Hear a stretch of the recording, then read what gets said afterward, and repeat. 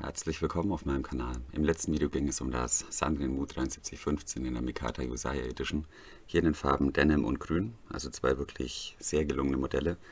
Und heute soll es erneut um ein Sandrine Mu 7315 gehen, und zwar in der Titan-Ausführung. Hier möchte ich mich erstmal ganz herzlich bei Gerhard bedanken. Das ist einer meiner regelmäßigen Zuschauer und der gab mir diesen Tipp. Ja, mir war zwar bekannt, dass es das 7315 als Titan-Variante gibt, aber dass es auch in Deutschland zu beziehen ist, das war mir tatsächlich nicht bewusst. Also vielen lieben Dank, Gerhard, für diesen wirklich tollen Tipp. Ja, nachdem dieses Messer wirklich schon sehr, sehr häufig besprochen wurde, verlinke ich euch die Spezifikationen dazu in der Videobeschreibung. Es gibt nur ganz, ganz kleine Abweichungen, betreffen hauptsächlich das Gewicht. Ich verweise dort auch auf meine bisherigen Videos zum Sandrine Mu 7315 und jetzt gehe ich gleich auf die Verarbeitung ein. Die ist für diese Preisklasse absolut top. Der Preis liegt hier bei ca. 55 bis 57 Euro, also je nach Angebot ist hier alles wirklich extrem sauber gearbeitet. Also wir haben hier angefasste Kanten, das fasst sich alles gut an, hier steht nichts über. Und auch die Slipjoint-Feder, da könnte man das denken, die ist aus Titan, die ist aus Stahl. Die wurde ebenfalls farblich angepasst, also das gefällt mir auch gut. Das ist sehr wahrscheinlich hier Oberflächen behandelt mit einer leichten Ätzung. Auf jeden Fall sieht das wirklich sehr, sehr gut aus. Als Vergleich mal, hier ist ein Real Steel Solis und die Verarbeitung ist wirklich auf dem gleichen Niveau. Also ja, einfach richtig gut verarbeitet. Da muss man Sandrine Mu wirklich ein Kompliment machen. Dann haben wir auch bei diesem Modell diesen Deep Curry Clip, der Ambi Clip, und der ist umsetzbar ohne Werkzeug. Das ist natürlich eine tolle Sache. Dazu möchte ich allerdings eine Sache erwähnen. Also, begeht bitte nicht den Fehler und macht den Clip einfach so ab, sondern legt was unter, sonst passiert euch das gleiche wie mir. Das zeige ich euch gleich. Also, ich zeige euch kurz das Prinzip vom Ambi Clip. Einfach oben zusammendrücken und dann hier schieben. Und dann kann man den hier lösen. Und ich habe das vorhin gleich mal gemacht und habe mir gleich so schöne kleine Kratzer hier reingehauen. Also, ich müsste lügen, wenn ich jetzt sage, das stört mich nicht, aber es stört mich zumindest nicht so sehr, dass es jetzt hier irgendwie der komplette Dealbreaker für mich wäre. Man muss es einfach beachten und man sollte es vorher wissen. Dann kann man diesen Fehler vermeiden. Ich denke mal, das Titan greift sich auch bei mir noch ein bisschen ab und der Clip, der wird sich vielleicht auch noch seitlich hin und her bewegen. Das heißt, ich kriege hier sowieso ein paar Kratzer rein. Also mich stört sowas eher nicht, aber man soll es einfach vorher wissen.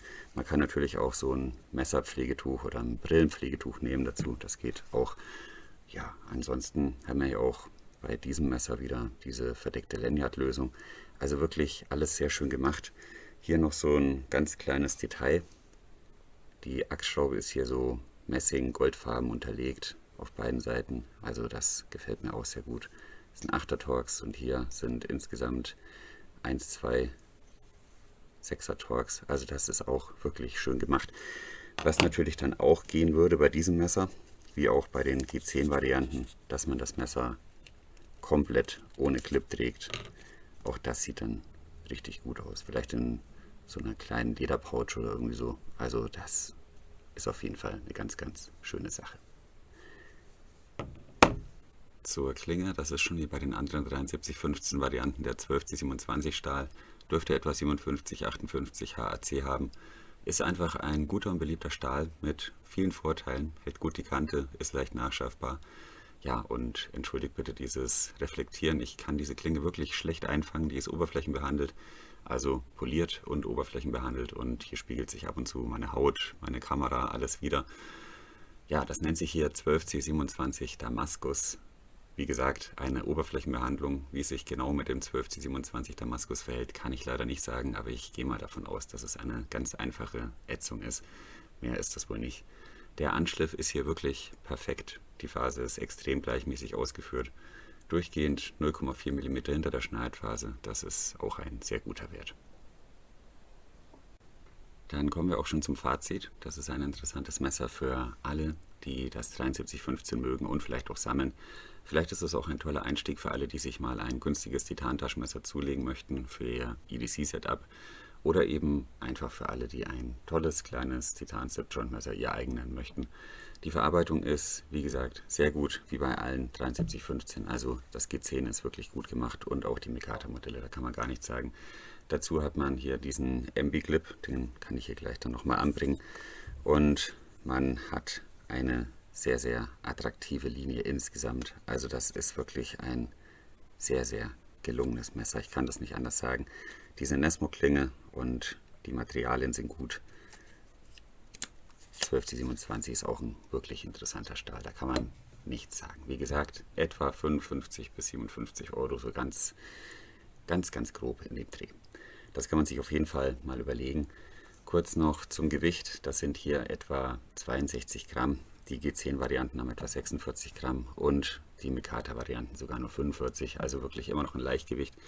Das Sanremo 7315 Titan kann ein schöner Bestandteil von Titan oder auch Edelstahl EDC-Setup sein. Das passt optisch wirklich wunderbar hier rein. Also ja, muss man sich wirklich mal überlegen. Ist ein günstiges Messer. Wie gesagt, Bezug derzeit auch in Deutschland möglich.